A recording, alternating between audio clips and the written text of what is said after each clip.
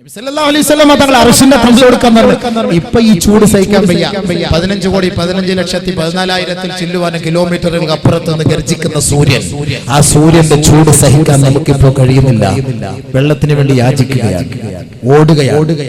ഏറ്റവും കൂടുതൽ മഴ കഴിഞ്ഞ വർഷം നമുക്ക് കിട്ടി, 20 വർഷത്തിനേക്കാൾ ഏറ്റവും കൂടുതൽ മഴ. പക്ഷെ വെള്ളമില്ല. ഇപ്പോഴും ടാങ്കർ ലോറി ചീറി പാഞ്ഞുകൊണ്ടിരിക്കുകയാണ്. കുടിവെള്ളം, കുടിവെള്ളം, കുടിവെള്ളം, വെള്ളമില്ല. മഴയ്ക്ക് വേണ്ടി ദുആ ചെയ്യുന്നു. അപ്പൊ അതുകൊണ്ട് ബഹുമാനമുള്ള സഹോദരങ്ങളെ, അർശിന്റെ തണൽ രണ്ടാമതായി അല്ലാഹു നൽകാന്ന് പറയും നമ്മുടെ ചെറുപ്പക്കാരാണ്. ആ വിഷയം ഒരുപാട് ചർച്ച ചെയ്യാനുള്ളതാണ്. അല്ലാഹുവിന്റെ ഇബാദത്തിന് വേണ്ടി സജ്ജരാകുന്ന യുവാക്കളെ, നിങ്ങളുടെ യുവത്വത്തിലുള്ള ഇബാദത്താണ് അല്ലാഹുക്ക് വേണ്ടത്. അല്ലാഹുക്ക് അതാണ് വേണ്ടത്. നിന്ന് നിസ്കരിക്കുന്ന ആ ഒരു ചുറുചുറുക്ക്, അതാണ് കൂലി കൂടുതൽ. ഇന്ന് വയസ്സരെന്താ എന്നാ പിന്നെന്താ അല്ലാഹു തആല വയസ്സന്മാർക്ക് അർശിന്റെ തണൽ കൊടുക്കാന്ന് പറയാത്തത്? ഈ വയസ്സന്മാർ എന്ന് കട്ടിലും കസേര എടുത്തിട്ട പള്ളിയിലേക്ക് ഇരുന്ന് നിസ്കരിക്കുക. നിന്ന് നമസ്കരിക്കുന്നതിന്റെ പകുതി പ്രതിഫലമല്ലേ ഉള്ളൂ ഇരുന്ന് നമസ്കരിക്കലേ. അപ്പൊ അതുകൊണ്ട് ഇരുന്ന് നമസ്കരിക്കുകയാണ്. സുജൂദും റുകൂഉം വേണ്ടവണ്ണം പരിപൂർണമായിട്ട് നിറവേറ്റാൻ പറ്റുന്ന ഒരു സാഹചര്യം അത് യുവാക്കൾക്കാണ്. അല്ലാഹുല്ലദീ ഖലഖകും മിൻ ളഅഫിൻ ثم جعل من بعد ضعف قوة ثم جعل من بعد قوة ضعفا وشيبة يخلق ما يشاء. അല്ലാഹു സുബ്ഹാനഹു വ തആല മനുഷ്യന്റെ സൃഷ്ടിപ്പിനെ കുറിച്ച് പറയുകയാണ്. അല്ലാഹു നിങ്ങളെ സൃഷ്ടിച്ചത് ബലഹീനതയിൽ നിന്നാണ്. ഒരു ഉമ്മാന്റെ ഗർഭപാത്രത്തിൽ നിന്ന് പുറത്തേക്ക് വരുന്ന ചോരക്കുഞ്ഞ്, ആ കുഞ്ഞുമോൻ, ആ കുഞ്ഞുമോൾ, ആ പൊന്നുമോൻ, ആ പൊന്നുമോൾ മറ്റൊരാളുടെ പരസഹായമില്ലാതെ കഴിയാൻ പറ്റുകയില്ല. ഒരാളുടെ സഹായമില്ലാതെ ജീവിക്കാൻ പറ്റുകയില്ല. അല്ലാഹുല്ലദീ ഖലഖകും മിൻ ളഅഫ്, അല്ലാഹു ബലഹീനതയിൽ നിന്നാണ് നിങ്ങളെ സൃഷ്ടിച്ചത്. ثم جعل من بعد ضعف قوة, ആ ബലഹീനതയിൽ നിന്ന് നിങ്ങൾക്ക് അല്ലാഹു ആരോഗ്യം നൽകിയില്ലേ? അല്ലാഹു യുവത്വം നൽകിയില്ലേ? ആരോഗ്യത്തിന്റെ ഗാത്രരാക്കിയില്ലേ? യുവാക്കളെ, നിങ്ങളോടാണ് അല്ലാഹുവിന്റെ ചോദ്യം. നിങ്ങളോടാണ് അല്ലാഹുവിന്റെ ചോദ്യം. അല്ല ഓടിച്ചാടി നിസ്കരിക്കാനും പള്ളി പോകാനും പറ്റിയ പവർ. രാവിലെ ഓടുന്ന മാരത്തോൺ ഓട്ടം, എത്ര ഓട്ടം ഓടുക? കാസർഗോഡ് മുതൽ കന്യാകുമാരി വരെ ഓടും. വീട്ടിൽ നിന്ന് പള്ളി വരെ സുബഹിക്ക് ഓടൂല. മഹല്ലിലേക്ക് നമ്മൾ ഓടൂല. കാസർഗോഡ് മുതൽ കന്യാകുമാരി വരെ ഓടും. പക്ഷെ അത് ടിവിയിൽ കാണും. നിന്റെ വീട്ടിൽ നിന്ന് പള്ളിയിലേക്ക് ഓടുന്നത് ടിവിയിൽ കാണൂല. അല്ലാഹു റബ്ബുൽ ഇസ്സത്ത് അത് മറ്റൊരു വർഗത്തെ കൊണ്ട് ക്യാമറയിൽ ഒപ്പിയെടുക്കുന്നുണ്ട്. നീ പള്ളിയിലേക്ക് പോകുന്ന വഴിയോരങ്ങളിൽ മലക്കുകൾ ക്യാമറയുമായി നിൽക്കുകയാണ്. നീ വീട്ടിൽ നിന്ന് ഒളിവെടുത്തിട്ട് ചെറുപ്പക്കാരാ, പള്ളിയിലേക്ക് നീ നടന്നു പോകുന്ന ഓരോ ചുവടുവെപ്പുണ്ടല്ലോ, ആ ചുവടുവെപ്പും മലക്കുകൾ ഒപ്പിയെടുക്കുകയാണ്. ആ മലക്കുകൾ ഒപ്പിയെടുത്തുകൊണ്ട് നാളെ റബ്ബിന്റെ കോടതിയിൽ എത്തിച്ചിട്ട് പറയുകയാണ്, പടച്ച റബ്ബേ, ഈ പാവപ്പെട്ട യുവാവുണ്ടല്ലോ, ഈ പാവപ്പെട്ട സഹോദരിയുണ്ടല്ലോ, ഈ അർശിന്റെ തണലിന് അർഹയാണ് അല്ലാഹ്. യുവാക്കൾക്ക് അർശിന്റെ തണൽ. എന്തേ? സുബഹി സമയത്ത് അദ്ദേഹം പള്ളിയിലേക്ക് ഓടുന്നു. ഹയ്യ അലസ്സലാഹ്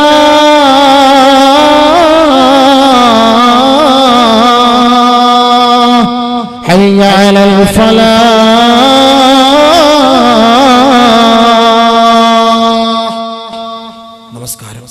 നമസ്കാരം. എത്ര ജോലിയായാലും എത്ര യാത്രയായാലും എവിടെയായാലും വിളിക്കുന്നു, നമ്മളെ ആരോ വിളിക്കുന്നു. പെട്ടെന്ന് ചിന്തയുണ്ടാകും. ഇന്നിവിടെ കേൾക്കാൻ, ഇന്ന് സംസാരിച്ചു കൊണ്ടിരിക്കല്ലേ ബാങ്ക് വിളിക്കുമ്പോൾ. അലി റളിയല്ലാഹു അൻഹു പറഞ്ഞില്ലേ, 6 സ്ഥലത്തുള്ള സംസാരം 30 വർഷത്തെ അമലുകൾ നഷ്ടപ്പെടുത്തി കളയും. ഒന്ന് ഇൻദൽ അദാൻ യുഹബിതു അമല 30 സന, 30 വർഷത്തെ കർമ്മങ്ങൾ നഷ്ടപ്പെടുത്തി കളയും ബാങ്ക് വിളിക്കുമ്പോൾ സംസാരിക്കൽ. അത് മാത്രം മതിയല്ലോ, ബാക്കിയുള്ള പറയേണ്ട കാര്യമില്ല. 6 കാര്യം, 6 സ്ഥലത്തെ സംസാരം സൂക്ഷിക്കണം. പറഞ്ഞേക്കാം, ചിലപ്പോൾ അമൽ ചെയ്താലോ. അൽ ഹദീസ് ഫിൽ മസ്ജിദ്, പള്ളിയിൽ മസ്ജിദിൽ അനാവശ്യ സംസാരങ്ങൾ പാടില്ല. جنبوا مساجدكم صبيانكم ومجانينكم وشراءكم وبيعكم ورفع أصواتكم وسل سيوفكم وخصوماتكم واتخذوا أبوابها المطاهر وجمروها في الجمع كما قال عليه السلام. അത് വിഷയം അങ്ങോട്ട് പോകുന്നു. അതുകൊണ്ട് മസ്ജിദിൽ സംസാരം പാടില്ല. നബി തങ്ങൾ പറഞ്ഞ മറ്റൊരു ഹദീസ് അതുകൊണ്ട് ഒന്നുകൂടെ ഉറപ്പിക്കാൻ വേണ്ടി പറയാം. ചില ആള് പറയും മസ്ജിദിൽ സംസാരിച്ചാൽ ഇപ്പൊ എന്തേ, ഇനി ഒരുപാട് ഹദീസ് ഉണ്ട്, പോകുന്നില്ല, കടക്കുന്നില്ല, സമയമില്ല. الحديث في المسجد يحبط عمل 30 سنة. الحديث عند تلاوة القرآن. قرآن ഓതുമ്പോ സംസാരിക്കരുത്. وإذا قرئ عليهم القرآن وإذا قرئ القرآن فاستمعوا له وأنصتوا لعلكم ترحمون. ഖുർആൻ ഓതുമ്പോൾ ശ്രദ്ധിച്ച് കേൾക്കണം. അല്ലാഹു നിങ്ങൾക്ക് കരുണ ചെയ്യും. ഖുർആൻ ഓതുന്ന സദസ്സിൽ സംസാരിച്ചാൽ അമലുകൾ നഷ്ടപ്പെടും. അൽ ഹദീസു ഇൻദ മജ്ലിസിൽ ഇൽമ. മജ്ലിസിൽ ഇൽമ, ഇൽമിന്റെ മജ്ലിസിൽ സംസാരിക്കരുത്. അനാവശ്യ ഭാഷണം പാടില്ല. അത് തെറ്റാണ്, തെറ്റാണ്. യുഹ്ബിതു അമല 30 സന. 30 വർഷത്തെ അമൽ നഷ്ടപ്പെട്ടു പോകും. അൽ ഹദീസു ഇൻദൽ മയ്യിത്ത്. മയ്യിത്തിന്റെ അരികിൽ വെച്ച് സംസാരിക്കരുത്. ഇദാ ഹദർതുമുൽ മയ്യിത്ത فقولوا خيرا فإن الملائكة تؤمنون على ما تقولون. മയ്യത്ത് വീട്ടിൽ പോയാൽ, മയ്യത്തിന്റെ അരികിൽ പോയാൽ നല്ലതല്ലാത്തതൊന്നും നിങ്ങൾ പറയരുതേ. മാലാഖമാർ നിങ്ങളുടെ സംസാരത്തിന് ആമീൻ പറയുമെന്ന് മുഹമ്മദ് മുസ്തഫ. അൽ ഹദീസു ഇൻദൽ മഖാബിർ. മഖ്ബറകളിൽ ദുനിയാവിന്റെ ഭാഷണം അരുതേ, അരുതേ. മയ്യത്തടക്കാൻ പോകുമ്പോ പള്ളിയുടെ മഖാബറുകളിൽ ദുനിയാവിന്റെ ഭാഷണം പാടില്ല. നബി തങ്ങൾ പറഞ്ഞില്ലേ, ഇസ്തഗ്ഫിറൂ ലി അഖീകും ഫഇന്നഹു അൽആന യുസ്അൽ സലൂലഹു അത്തസ്ബീത്. ആ മയ്യത്തടക്കുമ്പോ ദുനിയാവിന്റെ സംസാരം ഒഴിവാക്കിയിട്ട് ആ സഹോദരന് വേണ്ടി തസ്ബീത്തിന് വേണ്ടി ചോദിക്കണേ. അല്ലാഹുമ്മ സബ്ബിത്ഹു ഇൻദ സുആൽ. അല്ലാഹുമ്മ ജാഫിൽ ഖബ്ര അൻ ജൻബി. അല്ലാഹുമ്മ ആമിൻഹു മിൻ കുല്ലിൽ ഫസഅ. അല്ലാഹുമ്മഗ്ഫിർ ലഹു വർഹംഹു. ആദരവായ റസൂലുള്ളാഹി തങ്ങൾ പഠിപ്പിച്ചു തരികയാണ്. ഓതണേ, ഓതണേ, ദുനിയാവിന്റെ സംസാരം ഒഴിവാക്കണേ. വൽ ഹദീസു ഇൻദൽ അദാൻ. ബാങ്ക് വിളിക്കും. 6 കാര്യത്തെ സ്ഥലം. ഈ 6 കാര്യങ്ങൾ സംസാരം അമലുകൾ നഷ്ടപ്പെടുന്നു. അലി റളിയല്ലാഹു അൻഹു സൂക്ഷിച്ചോളി, സൂക്ഷിച്ചോളി. അപ്പൊ നമുക്ക് എന്താ വേണ്ടത്? നമ്മൾ പറഞ്ഞ വിഷയം ചെറുപ്പക്കാർ. അസ്സലാത്തു ഖൈറുൻ മിനൻ നൗം. സുബ്ഹിക്ക് വിളിക്കും. നല്ല ഒന്നുകൂടെ ശ്വാസം പിടിച്ചുവിടാം. അത് പിടിച്ചുവിട്ട് ഒന്നും കൂടെ ഒന്ന് ഓർമ്മിപ്പിക്കാൻ. അസ്സലാത്തു ഖൈറുൻ മിനൻ നൗം.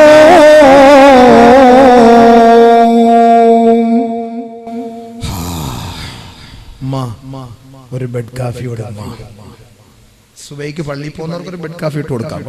സുബൈക്ക് പള്ളിയിൽ പോകുന്നവർ നബി സല്ലല്ലാഹു അലൈഹി വസല്ലം തങ്ങളുടെ ശൈലി രാവിലെ എഴുന്നേറ്റ ഉടനെ എഴുന്നേറ്റ ഉടനെ മിസ്വാക്ക് ചെയ്യുക, തണുത്ത വെള്ളം കുടിക്കുക. നബി സല്ലല്ലാഹു അലൈഹി വസല്ലം തങ്ങളുടെ ശൈലി വെറും വയറ്റിൽ തണുത്ത വെള്ളം കുടിക്കുമായിരുന്നു. ഇന്ന് ഡോക്ടർമാർ പറയുന്നത് തന്നെ തണുത്ത വെള്ളം കുടിക്കണം രാവിലെ വെറും വയറ്റിൽ. പോട്ടെ, അത് ശാസ്ത്രം, വൈദ്യശാസ്ത്രം, അങ്ങോട്ടേക്ക് കടക്കുന്നില്ല. അപ്പൊ ചെറുപ്പക്കാർ, യുവാക്കളെ നിങ്ങളെ വിളിക്കുകയാണ്, വാ പള്ളിയിലേക്ക് വാ. ഉറക്കത്തെക്കാൾ ശ്രേഷ്ഠമാണ് നമസ്കാരം. വെറുതെയാണോ 5 നേരം വിളിക്കുന്നത്? വേറെ ജോലിയൊന്നും ഇല്ലാഞ്ഞിട്ട് നിങ്ങൾ വിളിക്കുന്നത്? ഇബാദത്തിൽ കഴിഞ്ഞുകൂടണം. ഇബാദത്തിൽ കഴിഞ്ഞുകൂടുന്നതിന് പകരം നിങ്ങൾ അതിന്റെ പിന്നാലെ touch, punching, kissing, pressing, touching ഇതുമായിട്ട് നടന്നാൽ നാളെ ആഖിറത്തിൽ വരും. ചെറുപ്പക്കാരെ, اليوم نختم على أفواههم وتكلمنا أيديهم وتشهد أرجلهم بما كانوا يكسبون. യാസീൻ ഓതുന്നവർ മനസ്സിലാക്കിക്കോളി, യാസീൻ ഓതുന്നവരാണ്. ഈ ആയത്ത് വരുമ്പോൾ ഓർത്തോളി. ഈ ആയത്ത് വരുമ്പോൾ നമ്മുടെ ലൈനൊക്കെ ഒന്ന് ഓർത്തോണം എല്ലാവരും. ഈ ആയത്ത് ആർക്കൊക്കെ മെസ്സേജ് വിട്ടിട്ടുണ്ട്, ആർക്കൊക്കെ റീചാർജ് ചെയ്ത് കൊടുത്തിട്ടുണ്ട്, ആരുമായിട്ടൊക്കെ സംസാരിച്ചിട്ടുണ്ട്. പരിശുദ്ധ ഖുർആനിലൂടെ അല്ലാഹു സുബ്ഹാനഹു വ തആല നമ്മളെ അറിയിക്കുകയാണ്, അൽ യൗമ നഖ്തിമു അലാ അഫ്വാഹിഹിം. നാളെ മഹ്ശറിന്റെ തിരുമുറ്റത്ത് അർശിന്റെ തണല് വേണമോ? അല്ലാഹു നിന്നെ സ്കാൻ ചെയ്യുകയാണ്, നിന്റെ നാവിനെ അല്ലാഹു ബന്ധിക്കുകയാണ്. ഉഖബത്ത് ഇബ്നു അമർ റളിയല്ലാഹു അൻഹു റിപ്പോർട്ട് ചെയ്യുന്ന ഹദീസിൽ പറയുന്നു, ഇന്ന അവ്വല അൽമിൻ യതകല്ലമു യൗമ യുഖ്തമു അലൽ അഫ്വാഹ് ഫഖദുഹു മിനർ റിജ്ലി ശിമാൽ. നാളെ റബ്ബിന്റെ കോടതിയിൽ വെച്ച് അർശിന്റെ തണല് നൽകപ്പെടുന്നതിന് മുമ്പ് ഇതാ വിചാരണ ചെയ്യുകയാണ്. ആദ്യം നിന്റെ വായ് ബന്ധിക്കുകയാണ്, നിനക്ക് സംസാരിക്കാൻ കഴിയുകയില്ല. നിന്റെ അവയവങ്ങളാണ് പിന്നീട് അല്ലാഹുവിനോട് എവിടെയൊക്കെ പോയിട്ടുണ്ട്, എവിടെയൊക്കെ തലോടിയിട്ടുണ്ട്, എന്തെല്ലാം പ്രവർത്തിച്ചിട്ടുണ്ട്, ഇത് മുഴുവനും പറയുന്നത് അവയവങ്ങളാണ്. ആ അവയവങ്ങളിൽ ആദ്യമായി സംസാരിക്കുന്ന അവയവം ഫഖദുഹു മിനർ റിജ്ലി ശിമാൽ, അവന്റെ ഇടത് കാലിന്റെ തുടയല്ലാണ്. ആ ഇടത് കാല് പടച്ചവനോട് വിളിച്ചു പറയുകയാണ്, വഖാല യാ റബ്ബി, പടച്ചവനെ, റകിബ്തു ലിൽ ഹറാം, ഹറാമായ വാഹനം കയറ്റിയ കാലാണ് ഞാൻ.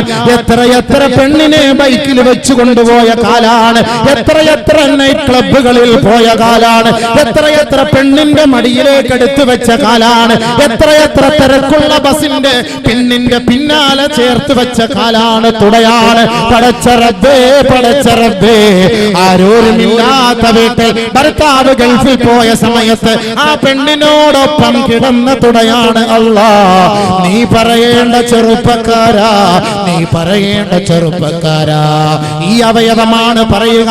ആദ്യമായി നമ്മുടെ അവയവങ്ങളിൽ നിന്ന് സംസാരിക്കുന്ന അവയവം ഫഖദുഹു മിനർ റിജ്ലി ശിമാൽ, അവന്റെ ഇടത് കാലിന്റെ തുടയല്ലാണ്. പ്രവാസികളെ, ഹലാലായ ഭാര്യയുണ്ടായിട്ട് 2 വർഷവും 3 വർഷവും 4 വർഷവും വിദേശ ജീവിതം നയിച്ചിട്ട് ഫലസ്തീനി പെണ്ണിനെ, സൂരി പെണ്ണിനെ, മിസ്രി പെണ്ണിനെ, ശ്രീലങ്കി പെണ്ണിനെ, ഫിലിപ്പൈനി പെണ്ണിനെ നിന്റെ മടിയിലേക്ക് എടുത്തു വെക്കാറില്ലേ? നാളെ റബ്ബിന്റെ കോടതിയിൽ ഈ തുടയല് പറയും അത്രേ, യാ റബ്ബി, പടച്ചവനെ, റകിബ്തു ലിൽ ഹറാം, ഹറാമായ വാഹനം കയറ്റി ഞാൻ. അല്ലാഹ്, നമ്മളൊന്നും ന്യൂ ജനറേഷൻ ഇബാദത്ത് വെറുതെ കിട്ടൂല, വെറുതെ അർശിന്റെ തണല് കിട്ടൂല, വെറുതെ കിട്ടൂല. ഇപ്പൊ തന്നെ ചാൻസ് ഉണ്ടല്ലോ, ഏത് തെറ്റാണെങ്കിൽ അല്ലാഹ് മാപ്പാക്കി തരും. യാ അയ്യുഹല്ലദീന ആമനൂ തൂബൂ ഇലല്ലാഹ് തൗബതൻ നസൂഹാ والذين إذا فعلوا فاحشة أو ظلموا أنفسهم ذكروا الله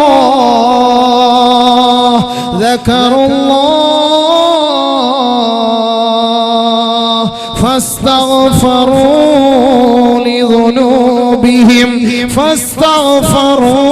لذنوبهم ومن يغفر الذنوب إلا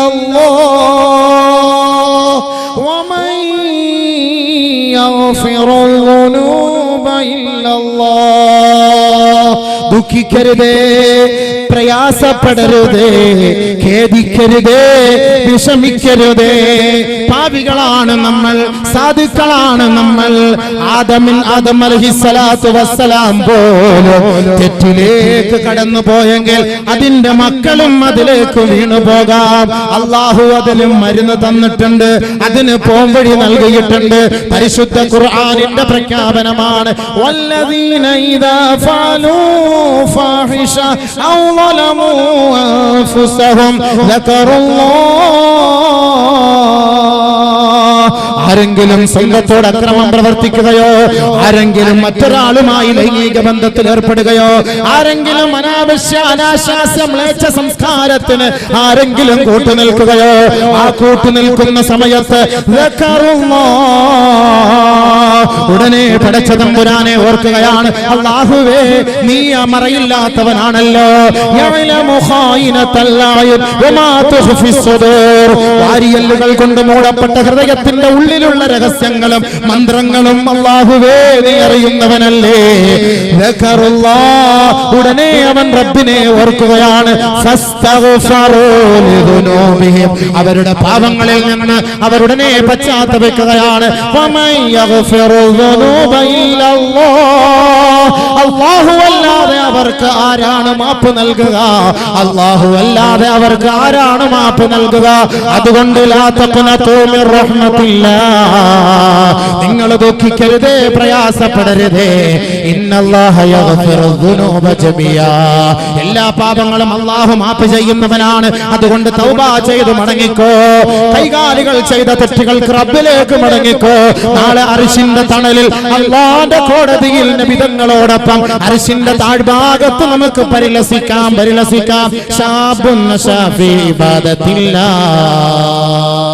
അല്ലാഹു റബ്ബുൽ ഇസ്സത്തിന് ഇബാദത്തിന് വേണ്ടി ഒരുക്കം കൂട്ടിയ, അതിനു വേണ്ടി പരിശ്രമിച്ച ചെറുപ്പക്കാരായ യുവാവേ, നിനക്ക് അർശിന്റെ തണലാണ്, അർശിന്റെ തണലാണ്.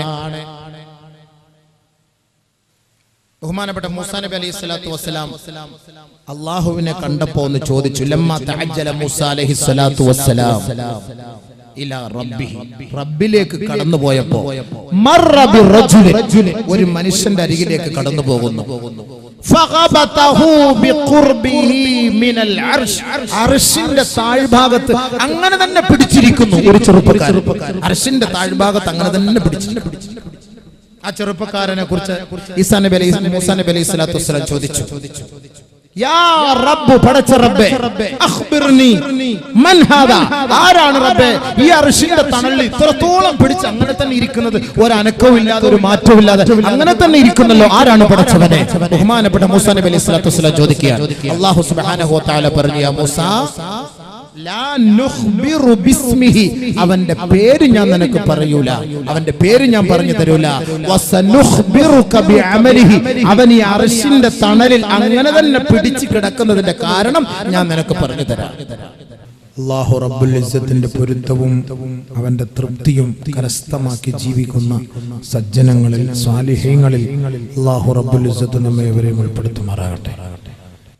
ബഹുമാനപ്പെട്ട മൂസാ നബി അലൈഹി സ്വലാത്തു വസ്സലാം അല്ലാഹു റബ്ബുൽ ഇസ്സത്തിനെ സമീപിച്ചപ്പോ ബഹുമാനപ്പെട്ട മൂസാ നബി അലൈഹി സ്വലാത്തു വസ്സലാം കണ്ട സംഭവമാണ്.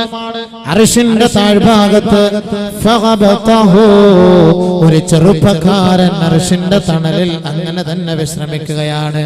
ബഹുമാനപ്പെട്ട മൂസാ നബി അലൈഹി സ്വലാത്തു വസ്സലാം അല്ലാഹു റബ്ബുൽ ഇസ്സത്തിനോട് ചോദിക്കുകയാണ്, പടച്ച തമ്പുരാനെ, മൻ ഹാദാ, ആരാണിവൻ? ഈ അർശിന്റെ താഴ്ഭാഗത്ത് തന്നെ നിലയുറപ്പിക്കുകയാണല്ലോ, അർശിന്റെ തണലിൽ തന്നെ കഴിയുകയാണല്ലോ, അർശിനോട് ഒട്ടിപ്പിടിച്ചിരിക്കുന്ന ഈ മഹാനുഭാവൻ ആരാണ്? ഇത്രത്തോളം നന്മ എന്താണ് ഇവൻ ചെയ്തതെന്ന് മൂസാ നബി അലൈഹി സ്വലാത്തു വസ്സലാം അല്ലാഹു റബ്ബുൽ ഇസ്സത്തിനോട് ചോദിച്ചപ്പോ അല്ലാഹു റബ്ബുൽ ഇസ്സത്തിന്റെ മറുപടി, വലാ നുഖ്ബിറുക ബിസ്മിഹി, അവന്റെ നാമം നിനക്ക് ഞാൻ അറിയിക്കുകയില്ല, പറയുകയില്ല. വസനുഖ്ബിറുക ബിഅമലിഹി, അവന്റെ പ്രവൃത്തി ഞാൻ നിനക്ക് അറിയിച്ചു തരട്ടെയോ? മൂസാ നബി അലൈഹി സ്വലാത്തു വസ്സലാം പറയുകയാണ്, അജൽ യാ റബ്ബി, പടച്ചവനെ അറിയിച്ചു തന്നാലും. ബഹുമാനപ്പെട്ട മൂസാ നബി അലൈഹി സ്വലാത്തു വസ്സലാമിനോട് അർശിന്റെ താഴ്ഭാഗത്ത് സ്ഥിരതയോടെ നിലകൊള്ളുന്ന ചെറുപ്പക്കാരനെ കുറിച്ച് അല്ലാഹു റബ്ബുൽ ഇസ്സത്ത് പറയുകയാണ്, ലാ യഹ്സുദു അലാ മാ ആതാഹുമുല്ലാഹു മിൻ ഫളി. അല്ലാഹു റബ്ബുൽ ഇസ്സത്ത് ആർക്കെങ്കിലും ഒരു നന്മ ചെയ്തിട്ടുണ്ടെങ്കിൽ, ആരെയെങ്കിലും അല്ലാഹു അനുഗ്രഹിച്ചിട്ടുണ്ടെങ്കിൽ, ആ അനുഗ്രഹം ലഭിച്ചവരെ നോക്കിക്കൊണ്ട് ഒരു കാരണവശാലും ഒരിക്കൽ പോലും അസൂയപ്പെടാത്ത ചെറുപ്പക്കാരനാണ്. അത് ആരായാലും, അത് ആണായാലും അത് പെണ്ണായാലും, ലാ യഹ്സുദൂനന്നാസ അലാ മാ ആതാഹുമുല്ലാഹു മിൻ ഫളി, അല്ലാഹു നൽകിയ അനുഗ്രഹത്തിലേക്ക് നോക്കിക്കൊണ്ട്, മറ്റൊരാൾക്ക് ചെയ്ത അനുഗ്രഹത്തിലേക്ക് നോക്കിക്കൊണ്ട് അസൂയപ്പെടരുതേ, അസൂയപ്പെടരുതേ. അസൂയ നല്ലതല്ല, നല്ലതല്ല. അസൂയ പിശാചിന് ഇഷ്ടമുള്ള കാര്യമാണ്. പിശാച് പറയുകയാണ് മറ്റുള്ള കൂട്ടുകാരോട്, നിങ്ങളെ ജനങ്ങളിലേക്ക് ഇറങ്ങിച്ചെന്ന് ആ ജനങ്ങൾക്കിടയിലേക്ക് അസൂയയും വിദ്വേഷവും നിങ്ങൾ വളർത്തണമേ. ആ രണ്ട് കാര്യങ്ങളും ശിർക്കിനോട് അടുത്തതാണ്, അടുത്തതാണ്. അല്ലാഹു റബ്ബുൽ ഇസ്സത്ത് ശിർക്കിനെ ഇഷ്ടപ്പെടാറില്ല. ശിർക്ക് വെക്കുന്നവർക്ക് അല്ലാഹു പുറത്തു കൊടുക്കാറില്ല. അല്ലാഹുവിന് പുറമേ മറ്റൊരു ദൈവത്തെ ആരാധിക്കുന്നവർക്ക് പടച്ച തമ്പുരാൻ മാപ്പ് ചെയ്യുകയില്ല എന്നതുപോലെ ആരൊരാള് അസൂയപ്പെടുന്നുവോ, ആരൊരാള് ദുനിയാവിൽ അതിക്രമം കാട്ടുന്നുവോ, വിദ്വേഷവും വിധ്വംസനത്തിനും കൂട്ടുനിൽക്കുന്നുവോ, അവർക്ക് അല്ലാഹു പുറത്തു കൊടുക്കുകയേ ഇല്ല തന്നെ. അതുകൊണ്ട് അർശിന്റെ താഴ്ഭാഗത്ത് നിലകൊള്ളുന്ന ഒരു കൂട്ടം ആളുകളിലേക്ക് മൂസാ നബി നോക്കിയപ്പോ അല്ലാഹു റബ്ബുൽ ഇസ്സത്ത് നൽകിയ മറുപടിയാണ്, ലാ യഹ്സുദൂനന്നാസ അലാ മാ ആതാഹുമുല്ലാഹു മിൻ ഫളിഹി. അല്ലാഹു ചെയ്ത അനുഗ്രഹങ്ങൾ കണ്ടുകൊണ്ട് കണ്ണുവിടാതെ, അതിൽ അസൂയ ഉണ്ടാകാതെ, അതിൽ കുശുമ്പ് കാണിക്കാതെ അവന് വേണ്ടി ദുആ ചെയ്യുന്നവനായി മാറിയാൽ അവൻ അല്ലാഹു നൽകിയ അനുഗ്രഹമാണല്ലോ എന്ന് കരുതി നീ സമാശ്വസിച്ചാൽ നിനക്ക് നാളെ അർശിന്റെ തണലാണെന്ന് പരിശുദ്ധ മൂസാ നബി അലൈഹിസ്സലാത്തു വസ്സലാം അല്ലാഹുവുമായുള്ള മുനാജാത്തിലൂടെ അറിയിക്കുകയാണ്. ഇത് നബി സല്ലല്ലാഹു അലൈഹി വസല്ലം തങ്ങളെ സഹാബത്തിന് പറഞ്ഞു കൊടുക്കുകയാണ്. ബഹുമാനപ്പെട്ട മൂസാ നബി അലൈഹിസ്സലാത്തു വസ്സലാം കണ്ട സംഭവം.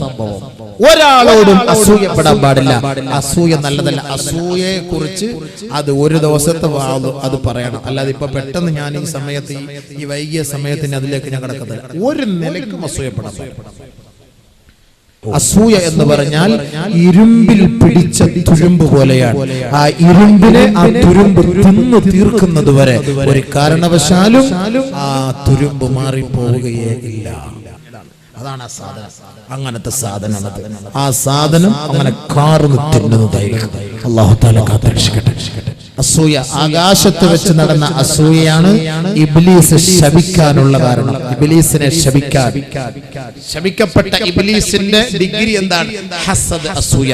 ഭൂമിയിൽ അസൂയ ഉണ്ടാക്കിയത് കൊണ്ടാണ് ഖാബീലും ഹാബീലും തമ്മിൽ കൊലയുണ്ടാകാനുള്ള കാരണം. ഖാബീൽ ഹാബീലിനെ കൊല്ലാനുള്ള കാരണം ദുനിയാവിനെ ഭൂമിയിൽ ഭൂലോകത്ത് വെച്ച് നടന്ന അസൂയ. അപ്പൊ ഈ രണ്ട് അസൂയക്കും മരുന്നില്ല. അതുകൊണ്ട് ശപിക്കപ്പെട്ടവരായി മാറും. ആരും മറ്റൊരാളോട് അസൂയ കാണിക്കാതിരുന്നാൽ അർശിന്റെ താഴ്ഭാഗത്ത് അവർക്ക് സ്ഥാനമുണ്ട്. രണ്ടാമത് അല്ലാഹു സുബ്ഹാനഹു വ തആല മൂസാ നബി അലൈഹിസ്സലാത്തു വസ്സലാമിനോട് അറിയിച്ചു കൊടുക്കുകയാണ്, വലാ യഉഖു വാലിദൈ. ഈ അർശിന്റെ താഴ്ഭാഗത്ത് സ്ഥാനം പിടിച്ചവരാരെന്ന് പറയട്ടെയോ? തന്റെ മാതാപിതാക്കളെ വേദനിപ്പിക്കാത്തവനാണ്. മാതാപിതാക്കളെ വേദനിപ്പിച്ചവന് അർശിന്റെ തണലില്ല, അർശിന്റെ തണലില്ല. ഇന്നല്ലാഹ തആല ഔഹാ ഇലാ മൂസാ. അല്ലാഹു സുബ്ഹാനഹു വ തആല മൂസാ നബിക്ക് വഹി ഇറക്കി കൊടുക്കുകയാണ്, യാ മൂസാ വഖിർ വാലിദൈക്. ഏ മൂസാ, നിന്റെ മാതാപിതാക്കളെ നീ ബഹുമാനിക്കണേ. വമൻ വഖറ വാലിദൈ. ആരൊരാള് തന്റെ മാതാപിതാക്കളെ ബഹുമാനിക്കുന്നുവോ, വവഹബ്തു ലഹു വലദൻ യുവഖിറുഹു. അവർക്ക് ഞാൻ അവരെ ബഹുമാനിക്കുന്ന മക്കളെ നാം നൽകുമെന്ന് അല്ലാഹു പറഞ്ഞതായി മൂസാ നബി അലൈഹിസ്സലാം. വീണ്ടും അല്ലാഹു സുബ്ഹാനഹു വ തആല മൂസാ നബി അലൈഹിസ്സലാത്തു വസ്സലാമിന് വഹി ഇറക്കി കൊടുക്കുകയാണ്, യാ മൂസാ മൻ അഖ വാലിദൈ വവഹബതു ലഹു വലദൻ യുഅഖി വഖസർതു ഫീ ഉംരിഹി.